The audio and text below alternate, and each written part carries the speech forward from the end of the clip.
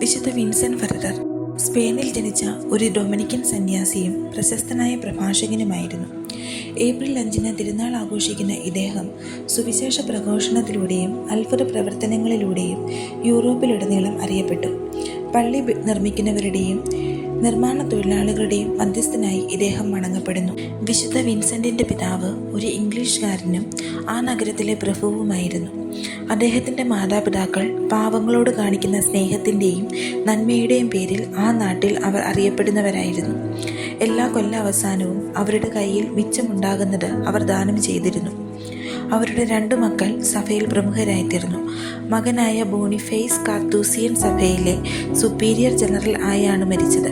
ചെറുപ്പം മുതലേ നല്ല വിദ്യാഭ്യാസം ലഭിച്ച വിൻസെന്റിന് പഠനത്തോടും പ്രാർത്ഥനയോടും നല്ല ആഭിമുഖ്യമായിരുന്നു. നമ്മുടെ കർത്താവിനോടും പരിശുദ്ധ അമ്മയോടുമുള്ള ഭക്തിയിലും പാവങ്ങളോടുള്ള കരുണയിലുമാണ് വിൻസെന്റിനെ മാതാപിതാക്കൾ വളർത്തിക്കൊണ്ടുവന്നത്.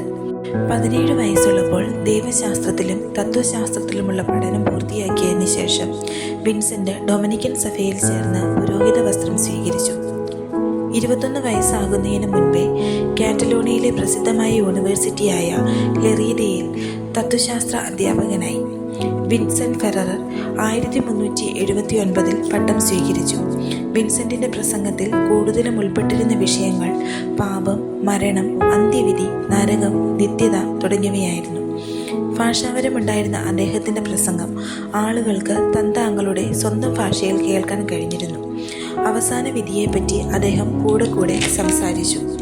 ഒരു ദിവസം ദൈവശാസ്ത്രജ്ഞർക്കും പണ്ഡിതർക്കും പേരുകേട്ട സലമാങ്കയിൽ വലിയ ജനക്കൂട്ടത്തോടും അദ്ദേഹം സ്വർഗീയ സന്ദേശങ്ങൾ പങ്കുവെക്കുന്നതിനിടയിൽ സ്വരമുയർത്തി പറഞ്ഞു, "ഞാൻ വെളിപാടിലെ മാലാഹയാണ്, വിധിയുടെ മാലാഹ."